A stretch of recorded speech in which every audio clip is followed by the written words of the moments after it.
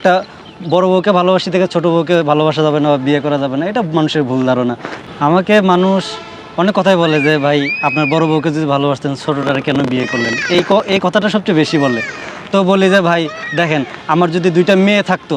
বা আমার একটা ছেলে আছে, আমার ছেলে যদি বড় হয়, আমি যে আরেকটা ছেলে নেই, এখন যদি আমার ছেলে আমাকে জিজ্ঞেস করে যে আব্বু তুমি যদি আমাকে ভালোবাসো তাহলে আরেকটা ছেলে কেন নিলা, এই কথাটা যেমন যুক্তি, মানে এই কথার যেমন কোনো যুক্তি নাই বা ভিত্তিহীন কথা, সেম আমি ওইভাবেই বলি যে আসলে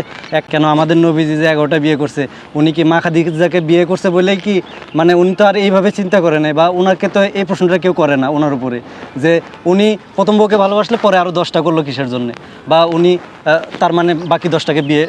ইয়া করেন আর কি, ভালোবাসে না। তো কথাটা এরকমই, একই ড্রেস পরানোর কারণে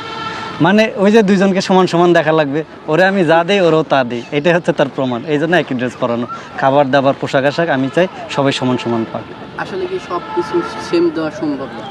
সেম দেওয়া সম্ভব বলতে কি, দেখা গেছে ওদের চাহিদাই মানে খুব অল্প, যেহেতু আমি একদম নিম্নবিত্ত শ্রেণীর একজন মানুষ, তো আমি যা ইনকাম করি, আমি যদি 5 টাকা ইনকাম করি, ওইটা আড়াই টাকা করে ভাগ করে দেওয়ার ট্রাই করি। এখন জানতে চাই যে আপনার জীবনে কতগুলো বিয়ে করা যাচ্ছে? আমার আর বিয়ে করার ইচ্ছা নেই, আমার তো দ্বিতীয় বিয়ে করারও ইচ্ছা কখনো ছিল না। ও হয়তো আমার জীবনে আসছে, হয়তো নখ দিচ্ছে, আমার কাছে মনে হয়েছে যে যেহেতু আগের সংসারে অনেকে জুলুমের শিকার হয়েছে, অনেক গায়ে এখনও অনেক ওর মায়ের স্পট আছে ওর শরীরে, তো এই জায়গা থেকে মনে হয়েছে মানে ওর প্রতি আমার একটা দয়া চলে আসছে, যেহেতু ছোটোবেলায় একসাথে থাকছি, একসাথে খেলাধুলা করছি, তো আমার মায়া হয়েছে যে ওরা যদি আমার সংসারে আনি, যেহেতু আগের সংসারে অনেক টর্চারিংয়ের শিকার হয়েছে, আমার সংসারে এসে যদি সে ভালো থাকে, তো আমার তো রাখতে সমস্যা নেই।